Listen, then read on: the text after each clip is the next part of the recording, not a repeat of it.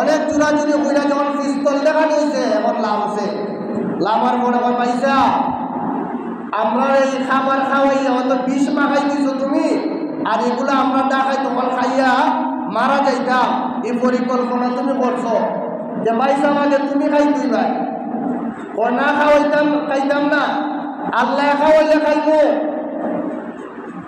আল্লাহ তো খাওয়াইবা, আল্লাহ তো রিজিকের মালিকে, কিন্তু আল্লাহ যে সিস্টেমে বলেছেন সেই সিস্টেমে আল্লাহকে ডাকতে হবে। খালি তুমি কাছের আঘাত কইয়া সুবহানাল্লাহ বলে খাই তো না। এখন ডাকাই তখন কইতেছে পাইছাম তুমি লামছে কয় খাও কয় খাইতাম না। এখন ডাকাইতে কইতেছে তারা ধরো হাত পাওয়ার মধ্যে দুইটা, যখন কয়েকটা মারল টুসি কিল মারল, মারার পরে এখন তার মুখিটা যাইতে পড়তেছে। এখন আল্লাহর দরবারে ডাকতে বলেন আল্লাহ তুমি খাওয়াইলে বুঝি পারাইয়া গুতাইয়া খাওয়াও। এখন বুঝাইছে আল্লাহ যদি খাওয়ান পারাইয়া গুতাইয়া খাওয়ান, ও দুনিয়ার মানুষে আল্লাহ পারাইয়া গুতাইয়া খাওয়ার কোনো সিস্টেম রাখে নাই।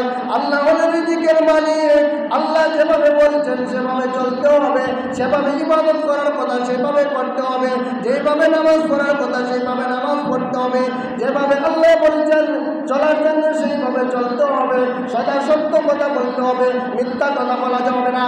এর কাছ থেকে তুমি মিথ্যা বলে যদি কোনো আহার খাও তাহলে তুমি হারামে খাইলাই।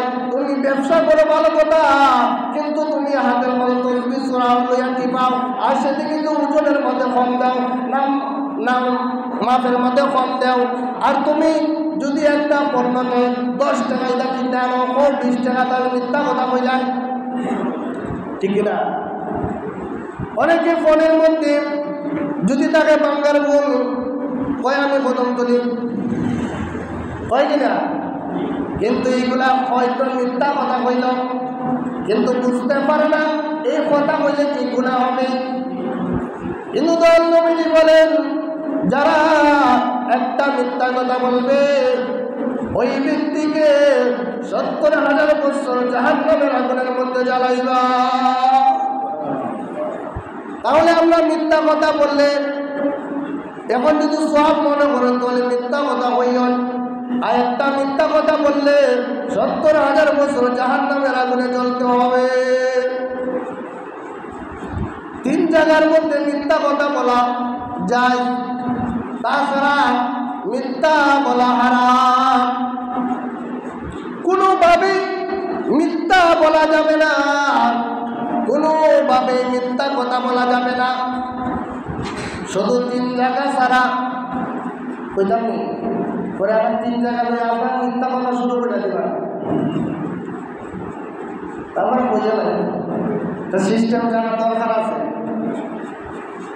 এক জায়গা হলো তুমি নিজের জান বাঁচানোর জন্য তুমি মিথ্যা কথা বলতে পারো, পিস্তল তৈরি হয়েছে, এখন যে কোনো সিস্টেমে তুমি জান বাঁচানোর জন্য তুমি মিথ্যা কথা বলতে পারবা। 2 নম্বর হলো ইমামের মসজিদে হঠাৎ করে দেখা যায় মারামারি শুরু হয়ে গেছে, একজন একজনের সাথে কথা বললেন, তখন সভাপতি যিনি আসেন উনি চিন্তা করতে হইবাই ইমাম সাহেবের মসজিদের মধ্যে মিল নাই।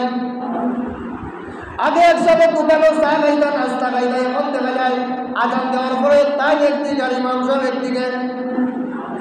এখন 2 জনের মধ্যে মিলাইতে গিয়া মুয়াজ্জিন সাহেবকে কইতা ইমাম সাহেবকে তোমার বড় মিস করুন, তোমার কথা অনেক বাবন, তোমার জন্য কষ্ট লাগে, তুমি কেন কথা কও না। এইদিকে ইমাম সাহেবকে আইসা বলতে হবে মুয়াজ্জিন সাহেব আপনার খুবই ভালো ভাই, মুয়াজ্জিন সাহেবের সাথে মিলে যাইয়া। এই কথা যখন 2 জনে বলা হবে তখন 2 জনে মনে মনে কথা বলার জন্য আগ্রহ থাকবে। তখন ইমাম সাহেব বা মুয়াজ্জিন সাহেব ইমাম সাহেবের সালাম দিবা, ইমাম সাহেবের সালাম দিবা, দেখবা শেষ হয়ে গেছে। হাদিস শরীফের মধ্যে আছে যে একটা মুমিন মুসলমান একজন মুসলমানদের সাথে 3 দিনের বেশি ঝগড়া করে থাকতে পারবে না। তাহলে বোঝা যায় দুইজনে মিলাই থেকে ইমাম মসজিদের কথা বুঝা আপনার না কোনো বলবেন না যে আপনার দুজনের মধ্যে সমস্যা আছে, আপনার মধ্যে কোনো সমস্যা নাই।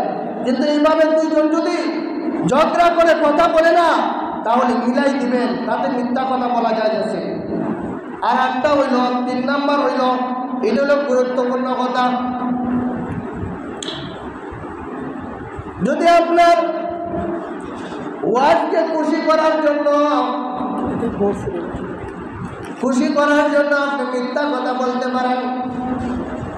আর ঈদের সময় দেখা যায় খাবার যদি আপনাদের 500 টাকাই দাম মন করতো না, তখন কইতায় আমি তোমার জন্য বেশি বললে তোমার ফেস লাগিয়ে দিবে, 500 টাকা 5000 বলে ধরা খাই দিবে, ওতে কিছু বাড়াইয়া হইতে পারে, বা 500 বা 1000 টাকা এতে বাড়াইলে তো সমস্যা হইব। তারে খুশি করার জন্য, দাম তালে করার জন্য না, ওনার মনের মধ্যে ওনার মুখের মধ্যে হাসি ফুটানোর জন্য আপনি মিথ্যা কথা বলতে পারবেন। কিন্তু এইভাবে যদি চলতে থাকে তাহলে তো হবে না।